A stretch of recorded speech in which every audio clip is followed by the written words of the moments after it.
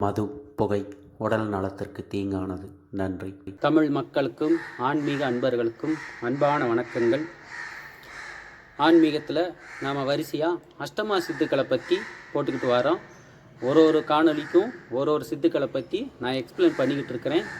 இதுக்கு முன்னாடி லகிமா, மகிமா, கரிமா, அனிமா, பிராப்தி இந்த 5 வகை சித்துக்களையும் சொல்லியிருக்கிறேன். எப்படின்னு அதை போய் பார்த்துட்டு வாங்க. அதுக்கப்புறமா இந்த காணொலியை பார்த்தா தான் இது புரியும். இன்னைக்கு காணொலியில் பிராகாமியம் அப்படின்னு சொல்லப்படக்கூடிய கூடு விட்டு கூடு பாய்தல் அப்படிங்கிற சித்தை பற்றி நான் விளக்கம் கொடுக்குறேன். எனக்கு தெரிஞ்ச என்னுடைய அனுபவங்களை மட்டும்தான் நான் சொல்லுவேன். எனக்கு தெரியாமல் எவ்வளவோ இருக்கலாம், மற்றவங்க சொல்லியிருக்கலாம், நீங்கள் அதையும் எடுத்துக்கலாம். புரியுதுங்களா? இப்போது பிராகாமியம் அப்படிங்கிற சித்து கூடு விட்டு கூடு பாய்தல் மட்டும் கிடையாதுங்க. பராகாய பிரவேசம்ங்கிற மிகப்பெரிய இன்னொரு சித்தும் அதில் அடங்கியிருக்குது. உண்மைக்கு சொல்லப்போனால் பராகாய பிரவேசங்கிறது தான் அதனுடைய முழுமையான தன்மை. கூடு விட்டு கூடு பாய்தல்ங்கிறது அதுக்கு கீழே இருக்கக்கூடிய இன்னொரு படிநிலை தான். அதுக்கு முன்னாடி இன்னொரு படிநிலை இருக்குது, அதை நான் சொல்லிடுறேன். இப்போ இந்த கூடு விட்டு கூடு பாய்தல்ங்கிற சித்தை அதிகமாக நம்மளுடைய சித்தர்கள் பயன்படுத்தியிருக்காங்களான்னு கேட்டால் பயன்படுத்தியிருக்காங்க.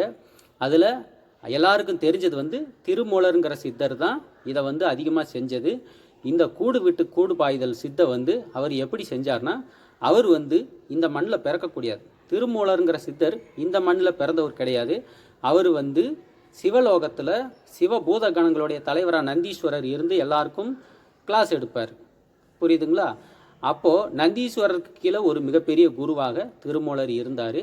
அவர் அங்கேருந்து வேறு ஏதோ காரணத்துக்காக வேண்டி வானத்தில் ஆகாயத்தில் பிரவேசமாகி வந்துக்கிட்டு இருக்கும்போது மூலன்கிற ஒரு மாடு மேய்ப்பவனுடைய மரணத்தை பார்த்துட்டு அந்த மூலனுடைய உடம்பை பார்த்து தன்னுடைய அந்த மாடுகள் பசு மாடுகள் எல்லாமே அழுகிறத பார்த்துட்டு மனம் இறங்கி அவர் தன்னுடைய ஆன்மாவை அந்த மூலனுடைய உடம்புல செலுத்தி அந்த மூலன் அப்படிங்கிற உடம்புல இருந்து 3000 வருட காலங்கள் இந்த பூமியில் வாழ்ந்திருக்காரு.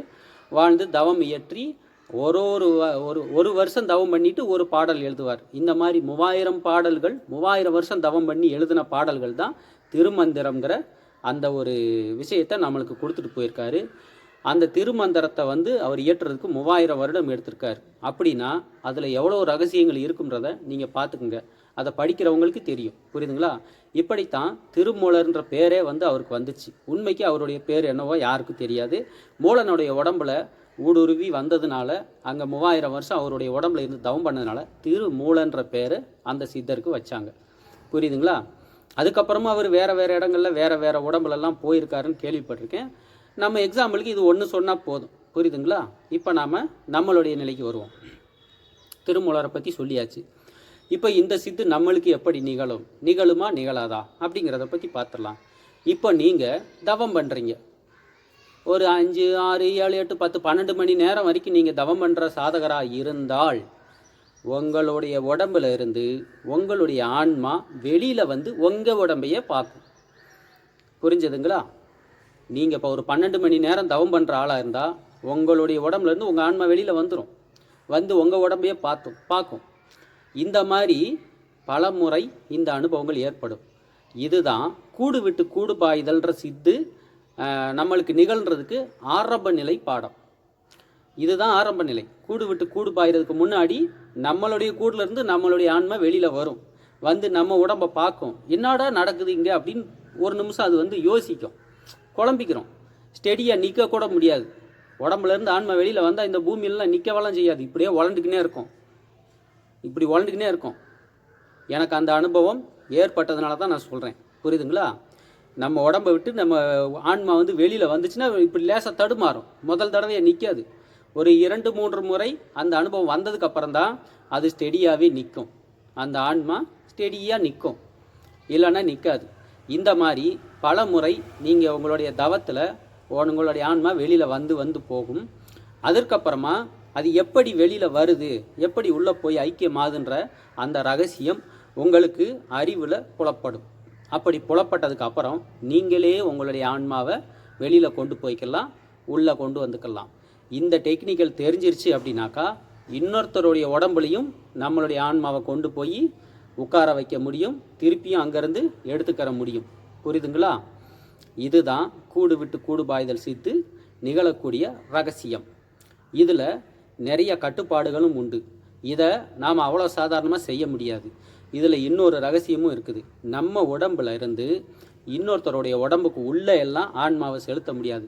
இன்னொருத்தர் உடம்புல இப்போ நாம் செலுத்தணும்னா அவருடைய உடலில் உயிர் இருக்கக்கூடாது. ஒரு உயிர் இல்லாத உடலில் தான் நம்மளுடைய உயிரை உள்ள கூடு விட்டு கூடு பாய வைக்க முடியும். அவருடைய உடம்புல உயிர் இருக்கும்போது நம்மளுடைய உயிரை எப்படி அவருடைய உடம்புக்குள்ளே செலுத்த முடியும்? முடியாது இல்லையா? ஆனால் முடியும். அங்கே ஒரு ரகசியம் இருக்குது. இப்போ அந்த ரகசியத்தை உடச்சி விட்டுறேன், சரியா? நம்மளுடைய உடம்பில் 7 சக்கரங்கள் இருக்கிறத பற்றி நான் ஏற்கனவே சொல்லியிருக்கேன். 7 சக்கரங்களுக்கும் 7 காணொளி போட்டிருக்கேன். நீங்கள் அதையும் போய் பார்த்துட்டு வந்திருக்கேன், புரியுதுங்களா? இதில் 5வது சக்கரமாகிய விசுத்தி சக்கரம். ஆக்சுவலாக விசுத்தி சக்கரம் இங்கே கிடையாது, பின்பக்கமாக தான் இருக்குது. நம்ம உடம்பில், மனித உடம்பில் 2-3 சக்கரங்கள் பின்பக்கமாக இருக்குது. மீதி 3 சக்கரங்கள் தான் முன்பக்கமாக இருக்குது. ஒரு சக்கரம் 7வது சக்கரம் ஆகிய சகசிராரம் நேராக உச்சி குழியில் இருக்குது, புரியுதுங்களா? இதில் விசுத்தி சக்கரம் இங்கே கிடையாது. எல்லாரும் இங்கே தான் இருக்குன்னு சொல்லுவாங்க, அங்கே கிடையாதுங்க. பின்பக்கமாக தான் இருக்குது. இதுக்கு நேராக பின்பக்கமாக தான் இருக்கும். இப்போ என்னுடைய ஆன்மா ஒருத்தருடைய உடம்புக்குள்ளே போய் கூடு விட்டு கூடு பாயணும்னா உள்ளே எல்லாம் போக முடியாது. ஆனால் அவருடைய உடம்பில் இருக்கக்கூடிய ஆன்மாவை நம்ம நினைக்கிறத செய்ய வைக்க முடியும். அதுதான் கூடு விட்டு கூடு பாயிறது, புரியுதுங்களா? எப்படின்னு சொல்கிறேன். இப்போ என்னுடைய ஆன்மாவை ஒருத்தருடைய உடம்பில் அனுப்புகிறேன் அப்படின்னாக்கா அவருடைய உடம்பில் இந்த பெடனியில் போய் ஏறி உக்காந்துக்கிறோம். என்னுடைய ஆன்மா இந்த பெடரியில் போய் இந்த 2 பக்கமும் கால் போட்டு அவருடைய பிடரியில் இருக்கக்கூடிய விசுத்தி சக்கரம், என்னுடைய மூலாதார சக்கரமும் அவருடைய விசுத்தி சக்கரமும் இப்படி ஒட்டிடும், கனெக்ட் ஆகிடும். இப்படி கனெக்ட் ஆயிடுச்சுன்னா அவர் உடம்புல இருக்கிற ஆன்மா அவர் நினச்சதை செய்யாது. என்னுடைய ஆன்மா என்ன நினைக்குதோ அதைத்தான் அவருடைய உடல் செய்யும். அவருடைய ஆன்மா ஆஃப் ஆகிடும். என்னுடைய மூலாதார சக்கரத்தில் அவருடைய விசுத்தி சக்கரத்தை கனெக்ட் பண்ணிட்டேன் அப்படின்னா அது இங்கே உக்காந்தா கனெக்ட் ஆகிடும். அப்படி கனெக்ட் ஆயிடுச்சுன்னா நான் என்னுடைய ஆன்மா என்ன நினைக்குதோ அதைத்தான் அவர் செய்வார். அவருடைய ஆன்மா சுவிட்ச் ஆஃப் ஆகிடும். இதுதான் கூடு விட்டு கூடு பாய்தல், புரியுதுங்களா? அவருடைய உடம்புல இருக்கக்கூடிய ஆன்மா எல்லாமே என்னுடைய கட்டுப்பாட்டில், என்னுடைய மூலாதார சக்கரத்தினுடைய கட்டுப்பாட்டில் நான் கொண்டு வந்துடுவேன். இது சக்கரங்களை முழுமையாக இயக்க தெரிஞ்ச ஒரு ஞானிக்கு இது சாத்தியம். சாதாரண சித்தர்களுக்கு இது முடியாது. சாதாரணமான சித்தர்களுக்கே இது முடியாது. மிகப்பெரிய சித்தர்களுக்கு தான் இது முடியும். மிகப்பெரிய முக்காலமும் உணர்ந்த முனிவர் நிலைக்கு போன சித்தர்களால் மட்டும்தான் கூடு விட்டு கூடு பாய முடியும். சாதாரண விஷயம் கிடையாது இது, புரியுதுங்களா? ஆனால் இதில் இருக்கிற ஒரு ரகசியத்தை நான் இன்றைக்கி சொல்லிட்டேன். நீங்கள் இந்த ரகசியத்தெல்லாம் வேறு எங்கே வேணாலும் போய் கேட்டு பாருங்கள். உங்களால் இந்த வார்த்தையை கூட எந்த குரு வாயிலிருந்து கேட்கவே முடியாது. இது என்னுடைய குருமார்கள் எனக்கு சொன்ன ரகசியம், புரியுதுங்களா? இது ஒரு தெளிவுக்காண்டி, இது இந்த அளவுக்கு இருக்குது, இதை இந்த அளவுக்கு போனால் தான் பண்ண முடியும், இந்த அளவுக்கு பயணப்பட வேண்டியது இருக்குது, இந்த தெளிவெல்லாம் நம்மளுக்கு வேணும் இல்லையா? அதுக்காண்டி தான் நான் இதை வீடியோவில் சொல்கிறேன். இதை நல்லா கேட்டு தெரிஞ்சுங்க. இதுதான் கூடு விட்டு கூடு பாய்தல். அதாவது இன்னொரு வாட்டி சிம்பிளாக சொல்லிடுறேன். நம்மளுடைய மூலாதார சக்கரமும் எதிராளியுடைய, நாம் யார் மேலே கூடு விட்டு கூடு பாயணுமோ அவருடைய விசுத்தி சக்கரமும் நம்மளுடைய மூலாதார சக்கரமும் கனெக்ட் ஆகணும். கனெக்ட் ஆயிடுச்சுன்னா நீங்கள் கூடு விட்டு கூடு பாஞ்சிட்டீங்கன்னு அர்த்தம், புரியுதுங்களா? இதை எதுக்காண்டி செய்யணும்? இப்போ ஒரு கலெக்டரோ ஒரு சிஎம்மோ ஒரு ஜனாதிபதியோ கூட இருக்கார். அவரால் மக்களுக்கு நிறைய நல்லது நடக்க வேண்டியது இருக்குது, புரியுதுங்களா? கோடிக்கணக்கான மக்களுக்கு அவர் அதிபதியாக இருக்கார். இப்போ அவர் மூலியமாக நிறைய மக்களுக்கு நிறைய நல்லது பண்ணணும் அப்படின்னா பலம் வாய்ந்த சக்தி வாய்ந்த சித்தர் பெருமான்கள் அவருடைய உடம்புல கூடு விட்டு கூடு பாஞ்சு அதை செஞ்சுருவாங்க. அந்த காலத்தில் செஞ்சுருக்காங்க. பல ராஜாக்களுடைய உடம்புல சித்தர் பெருமான்கள் உள்ளே இறங்கி நிறைய மக்களுக்கு நிறைய நல்லது பண்ணிட்டு போயிருக்காங்க. இதெல்லாம் ரகசியமாக இருக்குது. இதெல்லாம் வெளியில் தெரியாது, வெளியிலே தெரியாது. தெரியாமல் அப்படியே நாசூக்காக பண்ணிட்டு போயிடுவாங்க, புரியுதுங்களா? இன்றைக்கும் 18 சித்தர்மார்களில் பல பேர் உடம்புல கூடு விட்டு கூடு பாஞ்சு பல யோக ரகசியங்களை சொல்லி கொடுத்துக்கிட்டு இருக்காங்க. பல நோயாளிகளை குணப்படுத்திக்கிட்டு இருக்காங்க. பல பேருடைய விதியை மாற்றிக்கொண்டு இருக்கிறார்கள். அவங்க இறங்கி சொல்லலை, அவங்க இறங்கி செய்யலைன்னா என்னைய மாதிரி சாதாரண ஆளுகள்லாம் இவ்வளோ தூரம் பேச முடியாது, புரியுதுங்களா? இந்த மாதிரி ரகசியமெல்லாம் அவங்க சொல்லாமல்லாம் தெரியாது. அவங்க உள்ளே இறங்கி ஒரு மாற்றம் பண்ணிட்டு போயிடுவாங்க. அந்த விஷயம் நமக்கு புரிஞ்சிடும், புரியுதுங்களா? இன்னைக்கு வரைக்கும் இந்த கூடு விட்டு கூடு பாய்தல் சித்தர்கள் செஞ்சுக்கிட்டு தான் இருக்காங்க. இதுதான் சத்தியம். இது உங்களுக்கும் நிகழும். நல்ல அவங்க சொல்லக்கூடிய அனைத்து விஷயங்களையும் நாம் ஃபாலோ பண்ணி போனோம்னா நம்மளுக்கும் இது சாத்தியம்தான். புரியுதுங்களா? இப்போ கூடு விட்டு கூடு பாய்தல் எப்படின்னு ஓரளவுக்கு நான் சொல்லிட்டேன். இதுக்கப்புறமா பராகாய பிரவேசம்னா என்ன, அது எப்படி நிகழும்ன்றத கொஞ்சம் சொல்லிடுறேன். திருமூலர் மூலன்கிற உடம்புல இறங்கி 3000 வருடம் தவம் பண்ணி 3000 பாடல்கள் எழுதினார்னு சொன்னேன். அதுக்கப்புறம் அவர் அந்த மூலன்கிற அந்த உடலை விட்டுட்டு பராகாய பிரவேசமாக மறுபடியும் போகிறாரு. அவர் எங்கே போகிறாருன்னு கேட்டிங்கன்னா எங்கெங்கேயோ போகிறாரு. இந்த சூரிய குடும்பம் மாதிரி பல சூரிய குடும்பங்கள் இருக்குது. பல ஆயிரக்கணக்கான லட்சக்கணக்கான கிரகங்களும் அண்டங்களும் உள்ளது. புரியுதுங்களா? அண்டம், புவனம், லோகம், 7 லோகம், 7 லோகம், அண்டம், பேரண்டம்னு பல விஷயங்கள் சொல்லிக்கிட்டே போவாங்க. இந்த மாதிரி பல அண்டங்களுக்கு திருமூலர் பயணித்தார். அது இந்த பராகாய பிரவேசம் செய்கிறதுக்கு 2 முக்கியமான விஷயம் வேண்டும். என்னன்னா, இப்போ இந்த உடம்புல இருந்து என்னுடைய ஆன்மா பராகாய பிரவேசம் செய்யுது அப்படின்னாக்கா இந்த உடல் இருக்கிற இடத்த அந்த ஆன்மா ஞாபகம் வச்சுக்கணும். ஒன்றாச்சா? இன்னொன்று, இந்த ஆன்மா இந்த பிரபஞ்சத்தில் எத்தனை கோடி மைல்களுக்கு அப்பால் போனாலும் திருப்பி ஈர்க்கக்கூடிய ஒரு விசை இந்த உடம்புல இருக்கணும். புரியுதுங்களா?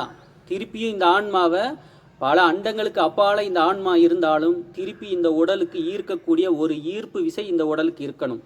அந்த ஈர்ப்பு விசை எது? அது கண்டிப்பாக உண்டு. நம்ம உடம்புலையே இந்த ஆன்மா வெளியில் எவ்வளோ தூரம் போனாலும் திருப்பி இந்த உடலுக்கே வர்ற மாதிரி ஒரு ஈர்ப்பு விசை உண்டு. அந்த ஈர்ப்பு விசை எதுன்னு தெரிஞ்சு அதை இயக்க தெரிஞ்சாதான் பராகாய பிரவேசம் செய்ய முடியும். செஞ்சுட்டு திருப்பி வரணுமே. திருப்பி வர்றதுக்கு தான் அந்த ஈர்ப்பு விசை தெரிஞ்சிருக்கணும். அந்த ஈர்ப்பு விசை தெரிஞ்சிருந்தால் தான் அதன் மூலியமாக இந்த ஆன்மாவை திருப்பி இழுக்க முடியும். புரியுதுங்களா? இந்த பராகாய பிரவேசம் எதுக்கு செய்யணும்? தேவையில்லாமல் எத்தனையோ அண்டங்கள் இருக்குது அது பாட்டுக்கு. ஏன் நம்ம ஆன்மா இங்கே இருந்துட்டு போயிடலாமே, ஏன் இந்த பராகாய பிரவேசம் செய்யணும் அப்படின்னு கேட்டால், இந்த பராகாய பிரவேசம் செஞ்சு கடைசியாக இறுதியாக இருக்கக்கூடிய ஹெட்காட் தலைமை கடவுள் அந்த அருட்பெருஞ்சோதி ஆண்டவரை தரிசிக்கணும்னா இந்த பராகாய பிரவேசம் முழுசாக பண்ணாதான் அந்த அருட்பெருஞ்சோதி ஆண்டவரை தரிசிக்க முடியும். இல்லைன்னா தரிசிக்க முடியாது. புரியுதுங்களா? எத்தனையோ ராக்கெட் விட்றாங்க, எத்தனையோ சேட்டலைட் விட்றாங்க. இந்த அருட்பெருஞ்சோதின்றது எந்த அண்டத்துலேயும் கிடையாது. கடைசி வரைக்கும் போனாக்கா மில்க் கேலக்சின்னு ஒன்று காமிப்பானுங்க. பால்வெளி மண்டலம்னு அப்படியே ரோல் ஆகிக்கிட்டே இருக்கும். அப்படியே ரவுண்ட் ரவுண்டாக ரோல் ஆகிக்கிட்டே இருக்கும். அதை தாண்டி அவங்க போகலை. அந்த கேலக்சியை தாண்டி அவங்களால போக முடியாது. ஏன்னா அது ஒரு சுழற்சி, அதுக்குள்ளேயே தான் சொல்லிக்கிட்டு இருக்கணும். ஆனால் நம்ம வள்ளல் பெருமான் என்னுடைய பேரறிவு இந்த அண்டங்களுக்கு அப்பால் உள்ளதுன்னு எழுதியிருக்காரு. அது உண்மை. ஏன்னா பல அண்டங்களை கடந்து போனால் மட்டும்தான் அந்த அருட்பெரும் ஜோதிங்கிற அந்த உண்மையான பரம்பொருள், சத்தியமான பரம்பொருளை தரிசனம் பண்ண முடியும். அதனால தான் இந்த பராகாய பிரவேசம் எடுக்க வேண்டிய சூழ்நிலைக்கு நாம் இருக்கோம். புரியுதுங்களா? கடவுளை அறியக்கூடிய ஒரு தகுதி உள்ள ஆத்மா கண்டிப்பாக பராகாய பிரவேசத்தில் வெற்றி பெற்று அந்த அருட்பெரு ஜோதி ஆண்டவரை தரிசிச்சுட்டு திருப்பியும் இந்த உடலில் அந்த ரகசியத்தை எழுதிட்டு போகும், மக்களுக்கு சொல்லிட்டு போகும். அதைத்தான் வள்ளல் பெருமான் செஞ்சார். இது சத்தியம். வள்ளல் பெருமானுடைய அருட்பெரும் ஜோதி அருட்பாவை யார் படிக்கிறாங்களோ, முழுமையாக படிக்கிறாங்களோ, பக்தியோட மானசீகமாக படிக்கிறாங்களோ அவங்களுக்கு இது தெரிய வரும். புரியுதுங்களா? நான் காவி கட்டிக்கிட்டு ருத்ராட்சம் போட்டு சிவனுக்கு பூஜை பண்ணிக்கிட்டு இருக்கேன். ஆனால் அதுக்கு மேலே என்ன இருக்குது, அதுக்கு மேலே என்ன இருக்குன்றதை சிவபெருமானை எனக்கு உணர்த்தினதுனால தான் நான் அருட்பெரும் ஜோதி ஆண்டவராகிய அந்த வள்ளல் பெருமான் எழுதிய அந்த அருட்பாவை படித்தும் சில விஷயங்கள் என்னால் சொல்ல முடியுது. புரியுதுங்களா? இப்போ இந்த பராகாய பிரவேசம் எதுக்கு செய்யணுன்றதை தெரிஞ்சுக்கிட்டீங்களா? பராகாய பிரவேசம் செஞ்சாதான் அந்த சத்தியமான பரம்பொருளாகிய அருட்பெரும் ஜோதி ஆண்டவரை நாம் தரிசனம் பண்ணி முழுமை பெற முடியும். இல்லைன்னா முழுமை பெற முடியாது. புரியுதுங்களா? நன்றி மக்களே. எனக்கு தெரிஞ்ச நிறைய ரகசியங்களை, நிறைய விஷயங்களை நான் உங்ககிட்ட ஷேர் பண்ணிக்கிட்டேன். ஒரு தெளிவுக்காக ஆன்மீக பயணம் நம்மளுக்கு ஒரு தெளிவு கொடுக்கறதுக்காண்டி தான் இதை பற்றியெல்லாம் நம்ம முன்னோர்கள் எழுதியிருக்காங்க. அதனால தான் நான் அதை வீடியோவில் யூடியூப்பில் நான் சொல்கிறேன். வேறு எதுவும் பெரிய அளவில் சித்துக்கள்லாம் இருக்குது, இதெல்லாம் போய் அடங்கிடணும்லாம் சொல்கிறதுக்கெல்லாம் இல்லை. இந்த அளவுக்கு இருக்கும்போது நாம் எந்த அளவுக்கு கரெக்டாக இருக்கணும், எந்த அளவுக்கு நாம் பயணிக்கின்ற ஒரு விழிப்புணர்வு நம்மளுக்கு வரும். அதுக்காண்டி தான் இதை பற்றி பேசுகிறது. எனக்கு தெரிஞ்ச விஷயங்களை நான் சொல்லிட்டேன். எனக்கு தெரியாத விஷயங்கள் எவ்வளவோ இருக்கும். நீங்கள் அதையும் எடுத்துக்கலாம். யார் யாரோ சொல்லியிருப்பாங்க, அதையும் எடுத்துக்கங்க. நன்றி மக்களே. மீண்டும் அடுத்த காணொலியில் சந்திக்கலாம். இந்த கூடு விட்டு கூடு பாய்தல், பராகாய பிரவேசம் அப்படிங்கிற சித்துக்கள் நம்மளுக்கு தெரிஞ்ச அளவுக்கு தான் இப்போ சொல்லியிருக்குது. இன்னும் நிறையா ரகசியங்கள் நம்ம முன்னோர்கள் எழுதினதில் திரும்ப திரும்ப படித்தாதான் அந்த ரகசியங்கள் இன்னும் தெரிய வரும். இப்போ வரைக்கும் இந்த சித்துக்களை நம்ம சித்தர்கள் செஞ்சுக்கிட்டு தான் இருக்காங்க. பல பேருடைய உடம்புல புகுந்து பல பேருக்கு நோய்களை குணமாக்கி பல பேருடைய வாழ்க்கையை மாற்றி நல்லா வாழ வச்சுக்கிட்டு தான் இருக்காங்க. அதனால் சித்தர்களை வணங்கி அவங்களுடைய வழியில் பயணிப்போம். நன்றி, வணக்கம். மீண்டும் அடுத்த காணொளியில் வேற ஒரு சித்தை பற்றி உங்களுக்கு நான் தெளிவு கொடுக்குறேன். அகத்தியர் திருவடி போற்றி.